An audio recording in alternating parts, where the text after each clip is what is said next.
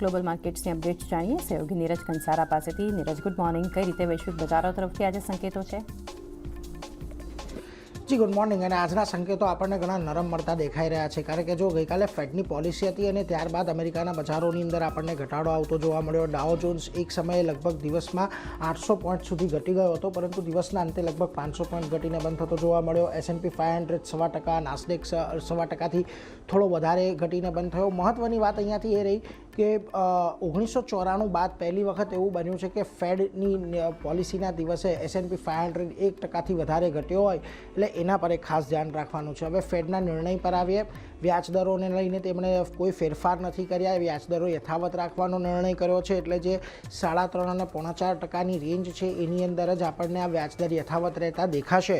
જોકે ફેડની પોલિસી થોડીક અહીંયાથી હોકિશ આપણને ખાસ કરીને જોવા મળી છે, કારણ કે જો દરો પર જે દરોને લઈને અમેરિકન ફેડના અધિકારીઓ છે એ બે ભાગની અંદર વહેંચાયેલા જોવા મળ્યા।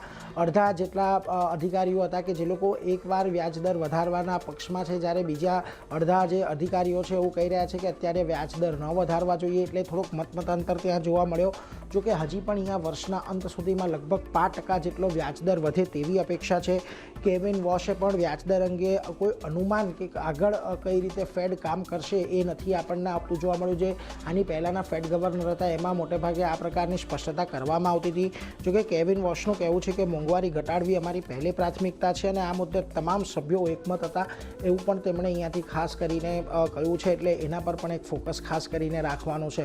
એટલે અહીંયાથી કોઈ બહુ મોટા આપણને એ જોવા નથી મળ્યા ફેડ તરફથી, પરંતુ આવો અમેરિકા અને ઈરાન વચ્ચેની ડીલને લઈને જે સમાચાર આવતા દેખાયા એ ઘણા મહત્ત્વના હતા। અહીંયાથી એવું જાણવા મળી રહ્યું છે કે ટ્રમ્પ અને ઈરાનના રાષ્ટ્રપતિએ એક કરાર પર સાઇન કર્યા છે, અને આ અમેરિકા અને ઈરાનની વચ્ચે આ પેરિસની અંદર જે જીનીવાની વાત ચાલી રહી હતી એ પેરિસની અંદર જ કોઈ કરાર પર હસ્તાક્ષર થઈ ગયા છે। 14 મુદ્દાનો દસ્તાવેજ હતો જેના પર બંને જે રાષ્ટ્રના નેતાઓ છે તેમણે સાઇન કર્યા છે। ડોનાલ્ડ ટ્રમ્પે ઇંગ્લિશની અંદર અને ઈરાનના રાષ્ટ્રપતિએ ફારસીની અંદર સાઇન કર્યું છે, અને એવી વાત સામે આવી છે કે આ કરાર મુજબ ઈરાન પરમાણુ શસ્ત્રો નહીં રાખી શકે, અને ખાસ કરીને એની અંદર હોર્મુઝને પણ ફરી ખોલવાની વાત આની અંદર કરવામાં આવી હતી। જોકે હજી સુધી વ્હાઇટ હાઉસ દ્વારા કે અમેરિકન સરકાર દ્વારા કે ઈરાન તરફથી કોઈ ઓફિશિયલ સ્ટેટમેન્ટ આ અંગે આપવામાં નથી આવ્યું, એટલે ખાસ એના પર ધ્યાન રાખવાનું છે, પરંતુ એક સૂત્રોના મુજબ આપણને આ વાત અહીંયાથી સામે આવતી દેખાઈ રહી છે।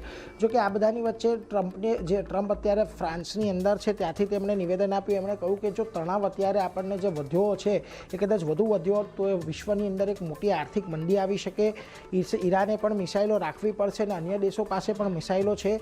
જો ઈરાન યોગ્ય રીતે વર્તે તો તેને આર્થિક સહાય મળશે એવું ડોનાલ્ડ ટ્રમ્પે કહ્યું છે, અને ડીલ હેઠળ ઈરાનની જે ફ્રીઝ થયેલી અસેટ છે એને મુક્ત કરવામાં આવશે એવી પણ તેમણે વાત કરી છે, અને જો એસેટ રિલીઝ કરવામાં નહીં આવે તો ડોલરમાં વિશ્વાસ ઘટી શકે છે એવી વાત તેમણે અહીંયાથી કરી છે। એટલે એના પર પણ એક ધ્યાન રાખીશું કે હવે અહીંથી આપણને આગળ શું અપડેટ આવતી જોવા મળે છે।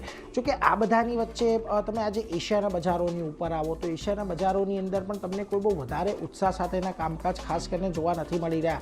થોડી ઘણી પોઝિટિવિટી છે આજના દિવસે એશિયાના બજારોની અંદર, પરંતુ એવી કોઈ બહુ મોટી તેજીના સંકેતો નથી। જુઓ નિક્કે 2% ઉપર છે, કોરિયા 0.5% ઉપર છે, તાઇવાનની અંદર પણ એક 1.25%ની તેજી છે।